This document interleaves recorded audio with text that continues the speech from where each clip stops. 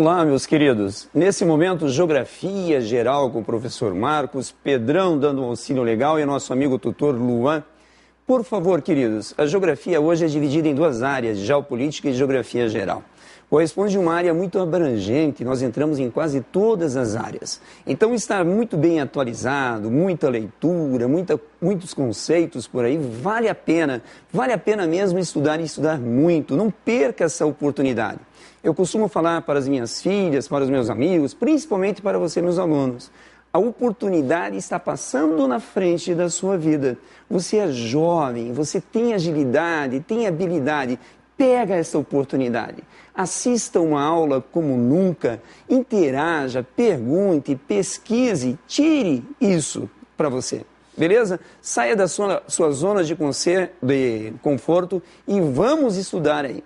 Hoje vou entrar numa área da geografia muito importante, que ela é cobrada, discutida em todos os Enems, em todos os vestibulares. Refere-se à produção agrícola, agropecuária, a sua expansão no Brasil e no mundo. Vai uma notícia para os senhores. A cada aula eu quero dar aos senhores uma informação que esteve na mídia. Semana passada o governo brasileiro divulgou que vai investir mais de 160 bilhões de reais até 2017 na agricultura. Qual é o motivo de tamanho investimento? Óbvio, aumentar a produção de alimentos, fazer com que o Brasil venha a ser um país soberano nessa questão da produção de alimentos. E vale a pena. Se eu invisto na agricultura, eu vou envolver toda a cadeia produtiva, ou seja, todo o agronegócio. Então, todos esses assuntos são pertinentes. No encontro anterior que nós tivemos agora há pouco, eu, professor Pedro de Biologia, vocês perceberam que nós interagimos. Opa, biologia com geografia, produção agrícola com geografia, e vai ser sempre assim. Então, não adianta apenas estudar uma disciplina A, uma área A do conhecimento, e deixar a outra do lado. Por favor, meu amado, tem que estudar todas as áreas do conhecimento. Recado dado, absorva esse recado e vamos em frente aí. Então, primeiro momento, primeira tela, eu quero fazer uma introdução do nosso conteúdo. Está aqui. Hoje nós vamos pesquisar, nós vamos trabalhar e discutir esses elementos básicos aqui. Práticas econômicas. Quando nós falamos em agricultura, práticas econômicas, agricultura e pecuária, beleza? Na agricultura e na pecuária, nós temos fatores determinantes. Não posso esquecer, fatores determinantes, fatores naturais e fatores técnicos. Professor, fator natural, olhando para o professor, fator natural, eu tenho clima, solo e relevo, fatores naturais. Agora eu quero fazer uma ressalva muito importante e já vou trocar uma ideia com o professor Pedro. Voltando na tela. Se eu pegar o planeta Terra, vou tentar aqui, numa agilidade fabulosa, planeta Terra. Vou colocar aqui a linha do Equador, olha só, linha do Equador. Trópicos de Capricórnio, trópicos de Câncer, círculo glacial ártico, círculo glacial antártico. Então, estou dividindo o planeta em zonas térmicas. Se eu olhar o planeta em zonas térmicas, vou pôr aqui uma corzinha, ó, entre os dois trópicos, eu tenho a zona intertropical. Zona intertropical, nós temos uma maior luminosidade. Maior luminosidade, eu resumo como clima quente e úmido. Olha que bacana. Num ambiente de clima quente e úmido, eu vou ter a evolução e desenvolvimento de determinadas espécies vegetais. Então, no ambiente quente, Pedro, eu planto banana. Olha que legal. Beleza? Olha o raciocínio, planto banana. Num clima temperado, eu vou plantar o quê? Trigo, aveia, centeio. Então, a própria relação climática vai gerar uma distribuição das diferentes agriculturas pelo planeta. Entendeu? Entendi. Quer fazer uma ressalva? Quero fazer uma ressalva e é fantástico, né, Marcos? Você começou a falar, já me veio bioma à cabeça. Isso. A fauna, a flora e o clima de uma região, considerados como um todo, sendo que o clima, o fator determinante da paisagem vegetal. Perfeito. Clima. Bioma, clima, não, olha, bioma. Um bioma eu somo solo e relevo, são conjuntos, né? Uhum. Mas voltando para o nosso esquema aqui, então. Então, quando eu volto aqui, eu tenho numa zona intertropical está falando entre os dois trópicos. Numa paisagem intertropical, paisagem tropical, ambiente quente e úmido, eu vou ter o desenvolvimento de determinados biomas, como a floresta amazônica, os cerrados e savanas. Então, na agricultura, os cultivos tropicais serão muito mais expressivos nessa zona aqui. Os cultivos de zonas temperadas vão corresponder a esse espaço aqui. Professor, mas isso tem a ver e torna-se algo importante em relação à agricultura? Todo mundo olhando para os olhinhos do professor. Olha só, por que é importante? Quando eu olho o sul do Brasil, eu vou perceber que numa mesma área, numa mesma propriedade rural, eu vou plantar no inverno trigo. Na primavera eu planto milho, no outono também planto milho. E no verão agora nós plantamos soja. Enquanto lá no Brasil Central, Tocantins, Goiás, Mato Grosso, parte de Minas Gerais, o agricultor vai ter no máximo 2 safras do ano, ou apenas uma safra. Por quê? São as condições climáticas. Professor, mas condições climáticas relacionadas à agricultura, perfeito. A agricultura anda conforme as características climáticas, mais solo e relevo. Nós chamamos isso de fatores naturais. Professor, e o outro fator, a ordem técnica, tipo de máquina que vem utilizar, o fertilizante, o pesticida, a alteração genética do produto agrícola. Professor, mas alteração genética, melhora genética uma coisa, o professor já vai me ajudar isso também, e a alteração genética do produto. Como eu posso ter isso? Vamos falar da soja, que é um dos produtos mais discutidos na agronomia moderna, na agropecuária moderna. Soja, a origem da soja é de clima temperado. Veio da Ásia, depois de São Paulo para o Rio Grande do Sul, o Rio Grande do Sul hoje para todo o território brasileiro. Pessoal, mas temperado para clima tropical, alteração genética da soja, melhora genética da soja se adaptando a diferentes tipos de solos e a uma variação climática. Professor, quando nós falamos alteração da soja, genética e melhora genética, confere com essa visão na geografia? Confere com essa visão quando nós falamos assim das fontes primárias de variabilidade, Marcos. Nós temos Perfeito. A mutação e o crossing over ou permuta. Na biologia a gente lá da meiose, crossing over ou permuta. Tá? Então, quando a gente fala dessa alteração, qual que é o papel do meio aí? O meio seleciona o espécime mais adaptado àquelas características. Então, o meio entrando como fator de seleção. O meio fazendo a seleção. Que é isso que o Marcos está falando. Perfeito. Aí vou melhorando a espécie vegetal e vou plantando, vou cultivando em determinadas áreas que antes eram adversas. Olha que bacana, desenvolvimento, biotecnologia. Mas vamos dar a sequência aqui na nossa tela. Então eu tenho fatores naturais, você não pode esquecer. Clima, solo e relevo. Fatores técnicos, tudo aquilo que você vem aplicar, deixa eu dar uma apagadinha aqui, vem aplicar para a agricultura. Tudo bem? Máquinas, equipamentos, implementos agrícolas. Agora, esse assunto aqui, ele é muito sério e tem que se discutir muito, porque na atualidade nós falamos, a agricultura ela pode ser intensiva e pode ser extensiva. Professor, eu tenho que entender e avaliar essa diferença entre agricultura intensiva e extensiva? Tem. Então, uma dica para vocês.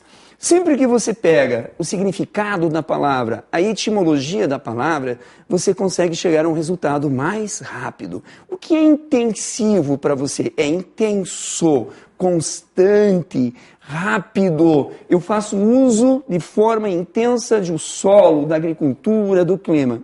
Extensivo está relacionado à extensão, à dimensão. Então, olha que bacana. O Brasil é um país de dimensões continentais. Até pouco tempo atrás, a prática predominante da nossa agricultura, da nossa pecuária, era a extensiva. Como o Brasil é um país de território vasto, as terras eram baratas, fronteira aberta, um assunto que nós vamos discutir logo, nós sempre aplicamos a agricultura extensiva, na qual chamamos também de agricultura patronal. Dado as dificuldades de ocupação de novos territórios, como a Amazônia, vamos fazer uma questão sobre esse assunto hoje, as terras tiveram que ser melhor aproveitadas. Ou seja, nós tivemos que usar técnicas melhores para aproveitamento do solo. Então nós passamos a ter uma agricultura intensiva. E olhe como a mudança foi expressiva. Em 10 anos, um pouquinho mais, 12 anos, o Brasil saiu de uma produção de 96 milhões de toneladas para 204 milhões de toneladas. O que quer dizer? O Brasil dobrou a produção por área. Quando você dobra a produção por área, você diz assim, eu aumentei a produtividade. Agora, quando eu aumento a produção ocupando novas áreas, eu não tive aumento de produtividade, tive apenas aumento da produção. Beleza? Então, quando a gente discute agricultura, a expansão da agropecuária, essas explicações são básicas, são simples, mas toda atenção é válida. Aonde eu vou ter uma agricultura intensiva por mecanização? Nas regiões mais desenvolvidas do mundo, agricultura moderna. Quando nós falamos modernização por mecanização, eu dispenso mão de obra. Perfeito? Eu dispenso mão de obra. Isso quer dizer, então, que os países desenvolvidos são os países que têm o menor número de trabalhadores rurais. Quanto menor for o grau de desenvolvimento de uma agricultura, ela não é intensiva, ou seja, ela é extensiva, eu vou ter um maior número de trabalhadores. Então, se pegarmos dois números bacanas, dois países, né? Estados Unidos tem uma agricultura extremamente moderna. A população economicamente ativa norte-americana na agricultura corresponde a 1,9%, ou seja, 2% da PEA. No Brasil, esse percentual chega a 20%. Portanto, os norte-americanos têm uma agricultura muito mais moderna do que a nossa. Mas se eu pegar Gana, que é um país africano, a PEA de Gana chega a quase 60%. Nossa, professor, isso quer dizer que a agricultura nesse país africano corresponde a uma agricultura de baixa produtividade, de baixa mecanização? Perfeito. Então, vale a pena esse raciocínio. Você tem que entender quais são os fatores determinantes. Recapitulando, naturais, clima, relevo e solo. Fatores de ordem técnica, tecnologia aplicada, máquinas, equipamentos, insumos, fertilizantes, pesticidas, tudo isso. E aí, quanto à agricultura, ela podendo ser extensiva e intensiva. Extensiva é aquela prática agrícola que ocupa grandes áreas. Intensiva pode ocupar grandes áreas, como pequenas áreas, mas eu tenho uma maior produção por produtividade por área. Isso é como assim? O Brasil da década de 70 tinha em média a produção de 1,5 toneladas por hectare. Hoje, o Brasil alcançou 3,4 toneladas por hectare. Portanto, a nossa produção teve um aumento expressivo quanto à produtividade por área. Beleza? Dado essas explicações simples, básicas, que você deve saber, deve comparar, nós temos condições de fazermos algumas questões. Então, à medida que eu for fazendo questões do Enem, pretendo fazer 3 questões hoje com vocês, eu vou acrescentando um montão de informações. Tranquilo? Por favor, meu querido, não fique com dúvidas, escreva, pergunte, interaja, leia, vai lá no seu gabarito. Então, vale lembrar, eu vou fazer uso hoje de questões do Enem de 2010, caderno azul. Aí fica fácil de você puxar na internet a questão, o caderno e desenvolver suas questões. Vamos lá então para a nossa primeira questão do dia de hoje? Está aqui a primeira questão. O número da questão corresponde ao que você tenha lá no caderno 9. Então fica fácil para você acompanhar. Eu sugiro, se você tiver condições de imprimir, vale a pena, né? O papel impresso você escreve, anota e aí vai em frente. Vamos lá. No século XIX, para alimentar um habitante urbano, eram necessárias cerca de 600 pessoas trabalhando no campo. Caracas, 60 trabalhadores rurais ou no campo para um urbano. Isso quer dizer que nos últimos anos a evolução da técnica aumentou muito. Essa proporção foi se modificando ao longo desses 2 séculos. Em certos países, hoje há um habitante rural para cada 10 urbanos. Vamos lá, querido. Quando você lê um texto como esse, ele te traz muitas informações, né? Nossa, isso quer dizer que a agricultura evoluiu e evoluiu muito? Sim. Se um dia você for trocar ideia com um historiador, ele vai falar que o principal fator que desencadeou o aumento das populações no planeta foi nada mais do que a revolução agrícola.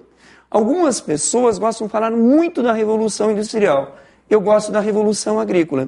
Porque com a revolução agrícola, a primeira revolução lá no Neolítico, pedra lascada, o homem começou a domesticar animais e a cultivar. Opa! Ele deixou de ser uma pessoa nômade e passou a ser uma pessoa seminômade, ou depois sedentária. O que quer dizer? Conseguiu gerar a sua subsistência alimentar. Isso é muito bacana. Se o homem continuasse naquela mesma, jamais nós teríamos um aumento expressivo das populações humanas pelo planeta. Se não fosse a revolução agrícola, a população de homens pelo planeta seria ínfima. Jamais nós iríamos chegar a 7 bilhões de pessoas. Aí eu posso falar assim, nossa, nós quebramos a cadeia alimentar, chegamos no topo da cadeia alimentar, professor? Que louco, né? Que louco, né? Nós somos uma praga no planeta, então? Tem autores que vão até nessa direção. Vão nessa direção, se a gente não buscar aquele equilíbrio, aquela homeostase, seria um perigo. Comparado até mesmo a vírus. Até mesmo a vírus. Que terrível, né? A humanidade e o vírus do planeta, destruindo o planeta. É meio complicado. Tenho dúvidas. Mas você tem dúvidas disso? Dúvidas, né? Não é isso? Vai que a humanidade não é mesmo, né? Vai que o quê? Vai que a humanidade não é mesmo um vírus. Vai que não seja. Mas agora fiquei preocupado agora. Mas, querido aluno, não fique preocupado não. Você não é vírus, nós não somos vírus e vamos lutar para não destruirmos o planeta. Se nós continuarmos fazendo uso dessa obtenção de recursos naturais de forma descabida, se continuarmos, olha só, nosso papo é meio socialista, né? Se nós continuarmos nesse padrão de desenvolvimento consumo. E de aspectos socioeconômicos de consumo, o planeta não suporta mesmo. Não suporta. Existe uma continha muito interessante. Uma criancinha norte-americana consome por 10 crianças no mundo. É um alto padrão de consumo. Muito louco, né? Então o planeta realmente não suporta. Vamos para a nossa questão aqui. Vamos lá? Aí diz assim. Diz que na atualidade um trabalhador rural, em alguns países, consegue produzir por 10 trabalhadores urbanos. É evidente que eu tenho no texto uma evolução expressiva na produção agrícola. Quem escreveu isso foi Milton Santos, Metamorfose. Todas as questões do Enem, todos você vai encontrar Milton Santos. Não adianta, sempre haverá, tá? O autor expõe uma tendência de aumento de produtividade. Parece que o professor Marcos já falou da produtividade hoje, beleza? Agrícola por produção rural. Opa, produtividade na mesma produção, na qual menos pessoas produzem mais alimentos que pode ser explicado. Então, professor, qual a pergunta? Está falando aumento da produção rural, ou seja, produtividade, falando que a cada dia menos pessoas conseguem produzir mais. Legal, muito simples, né? Que pode ser explicado. Vamos lá. A diz, pela exigência de abastecimento das populações urbanas, que trabalham majoritariamente no setor primário da economia. Opa!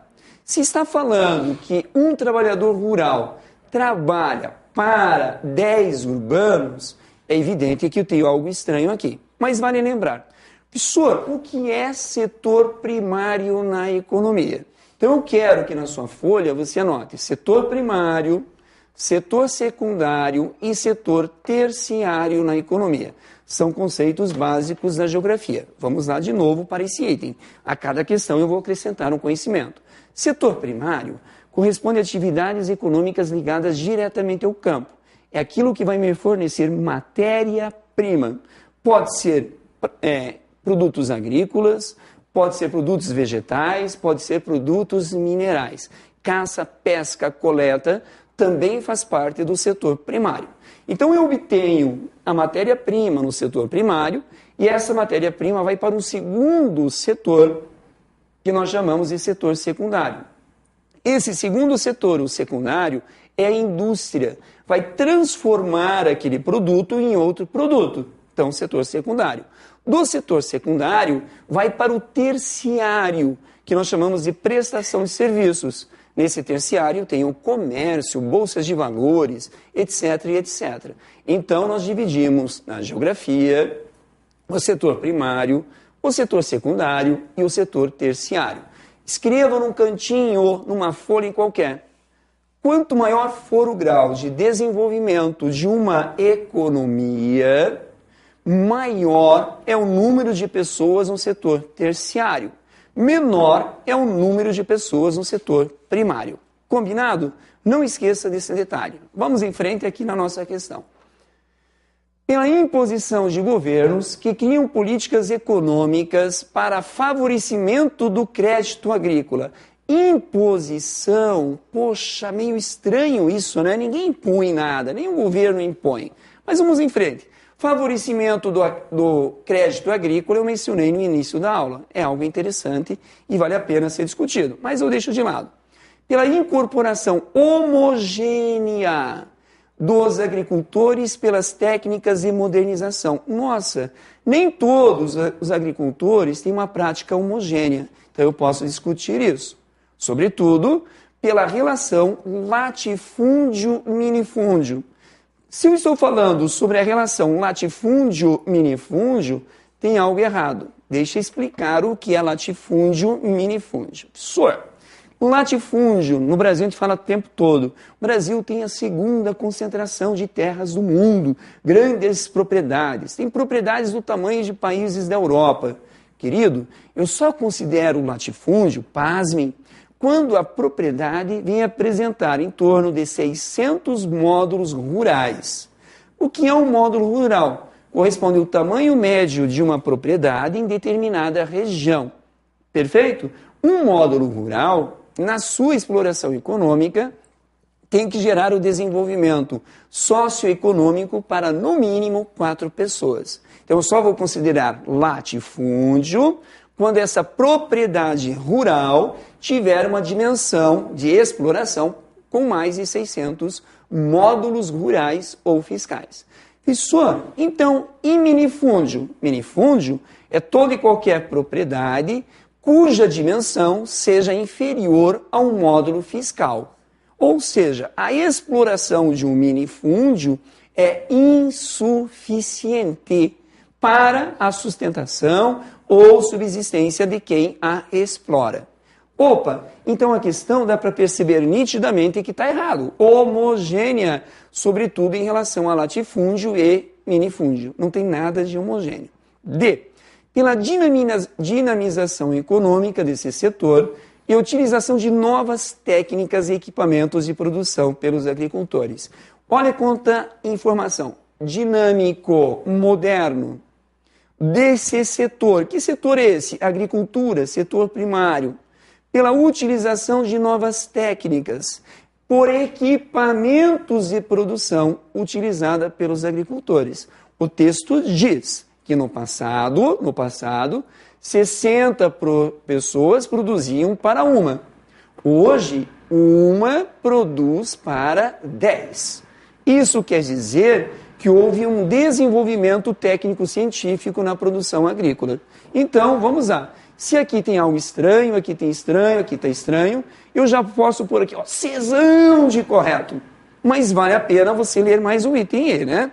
Pelo acesso às novas tecnologias, o que fez com que áreas em altas latitudes, acima de 66 graus, passassem a ser grandes produtores agrícolas. Querido, vale a pena um bate-papo aqui. Lembram da figurinha que eu fiz, zonas térmicas do planeta? Linha do Equador, trópico, trópico, trópico, círculo, círculo? Então, a linha do Equador é 0. Trópico 23 norte, Trópico 23 graus sul. 66 está acima do Círculo Glacial Ártico. Gelo. Se tem gelo, se tem lá o Oceano Glacial Ártico, o continente Antártico, então, por favor, não tem agricultura. Vamos lá ver se nós acertamos essa questão? Vamos lá. Olha só. Nossa, acertamos. Garantimos uma questão no Enem. Beleza, professor? Ótimo. Tá aprendendo legal, Luan? Tá legal, hein? Tá legal? Tá gostando? Vamos ser agricultores? Dá vontade, né? Com tanto dinheiro aí, juros de 7% ao ano, subsídio. A taxa Selic é 13%, para a agricultura vai ser 7%. Depois o agricultor reclama. Mas o pequeno agricultor tem que reclamar. Sabe por quê? Ele geralmente não tem acesso a esses financiamentos. Eu faço meu protesto. O governo brasileiro, na sua história, sempre favoreceu o agronegócio, a produção em larga escala. O nosso pequeno agricultor do interior, aqui do Paraná, do Mato Grosso, de Minas Gerais, tem uma dificuldade enorme para conseguir subsídios agrícolas. Por isso que o nosso feijão com arroz é muito caro, é muito caro. Não é barato o alimento no Brasil. Que pena, né? Poderia ser muito barato, né? Vamos para a próxima questão, amiguinhos. Questão 8. Diz assim, no seu caderno azul também confere 2010. De fato, que alternativa restava aos portugueses ao se verem diante de uma mata virgem e necessitando de terra para cultivo, a não ser derrubar a mata e atilhar-lhe fogo? Seria, pois, injusto reprová-los por terem começado dessa maneira. Estou sendo injusto se reprovar os portugueses. Todavia, podemos culpar os seus descendentes, e com razão, por continuarem a queimar as florestas, quando há agora, no início do século XIX, tanta terra limpa e pronta para o cultivo à sua disposição. Então, estou falando que a partir do século XIX, há muita terra e que começou a limpeza foram os portugueses ateando fogo, a famosa queimada. No texto, há informações sobre a prática da queimada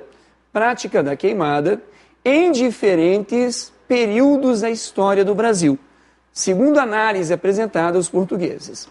Esta questão é uma questão que vale a pena uma discussão um pouco aprofundada. Nós temos que ir à frente. Por quê? Um dos assuntos mais discutidos em termos de degradação ambiental, degradação dos solos, destruição de biomas, da flora, da fauna, são as queimadas, né? Pasme, meu querido, no Brasil as queimadas, elas são legais. Professor, mas como legal? Se eu tenho uma grande propriedade lá no Centro-Oeste, qualquer que seja do Brasil, e eu preciso preparar o solo para plantar pastagem, o governo permite que eu faça a queimada. Então, ela é legal. Se há permissão, ela é legal. Você deve estar pensando, professor, mas como uma queimada pode ser legal se nós sabemos que ela gera uma enorme degradação ambiental, destruição dos solos, etc, etc. Simples. A grande parte dos agricultores no Brasil não tem recursos financeiros para retirar a cobertura vegetal, fazer um maior aproveitamento da madeira extraída e limpar e preparar o solo. Então, uma prática simples, barata, desde o Brasil colônia, é por fogo. Derruba-se a mata, aproveita-se em parte o recurso a madeira, aí eu faço a queimada. Perfeito? Professor, mas hoje as queimadas estão chegando às franjas da floresta amazônica. Isso gera uma enorme degradação ambiental. Mas por que o agricultor faz isso? Por dois motivos. Mais barato. E na visão do agricultor, quando eu faço a queimada libera uma enorme quantidade de fosfato no solo. Fosfato é fertilizante. Então é claro que nos 3, 4 primeiros anos eu vou ter uma maior fertilidade. Por isso que o pequeno agricultor que faz a roça, a agricultura itinerante, ele faz a queimada. O agricultor em larga escala, ele tem terra de sobra. Então, se degradar e ocupar uma nova área naquela produção extensiva, não faz diferença. Perfeito? Mas por que degrada o solo? O solo, conceito bem da edafologia, que é uma área de conhecimento da geologia, edafologia, geologia diz, solo é a superfície arável possuidora de vida microbiana. Opa, vida microbiana. Então são micro-organismos que geram a decomposição da matéria orgânica e de componentes minerais. Esses micro-organismos vão produzir os nutrientes para o desenvolvimento da vegetação. Tua área, né, professor?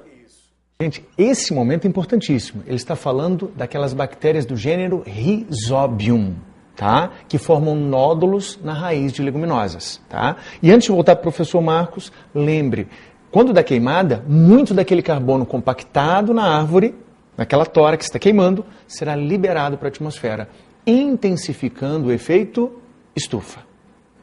Perfeito. Muito obrigado, professor. Olha que legal. Sempre as disciplinas casam. Não tem como a gente ficar separado, né, professor? Rolou casamento hoje, geografia e biologia, mas só na aula. Mas vamos lá, continuando a nossa brincadeira. Evitaram emitir juízos de valor sobre a prática da queimada. Queridos, o texto ele não evitou, falou que eles fizeram queimada. Então eliminam de cara, não há nem o que discutir. B. Consideraram que a queimada era necessária em certas circunstâncias. Olha que legal. Eles falaram, está escrito no texto, que lá no século XIX, nós tínhamos no Brasil mais sudeste e centro-sul, grandes áreas prontas para a agricultura. Tranquilinho, fácil. Porém, hoje eu dispenso essa queimada, porque nós estamos chegando nas franjas da floresta amazônica. C. Concordaram quanto à queimada ter sido uma prática agrícola insuficiente. Não há acordo, não fala-se nada em relação à insuficiência. D. Entenderam que a queimada era uma prática necessária no início do século XIX. Olha que bacana. Será que eles entenderam isso? Também vou pensar um pouquinho, não está no texto. Relacionaram a queimada ao descaso dos agricultores da época com a terra. Não há descaso em relação a isso. Então ficou evidente a nossa resposta, né? Eu acho que é a B. Consideraram. Gente, nosso tempinho está terminando, mas eu quero fazer um fecho em relação à nossa aula, tá? Nós começamos a aulinha falando da agricultura, podendo ser intensiva e extensiva. Você tem que saber esse diferencial. Segundo item muito, muito importante, fatores determinantes. Clima. Através do clima, eu tenho as regiões climáticas definidas pelas zonas térmicas do planeta. Então, em regiões tropicais, eu vou plantar café, algodão, cana-de-açúcar, beleza? Banana ou produtos tropicais. Países pobres são, na sua grande maioria, exportadores de produtos tropicais. Países desenvolvidos, além de serem exportadores de produtos agrícolas, alimento, temperados, também são os maiores produtores de alimentos. Pegadinha de vestibular e de Enem. País pobre importa alimento. País rico exporta alimento. Isso é verdadeiro. Cuidado, por favor.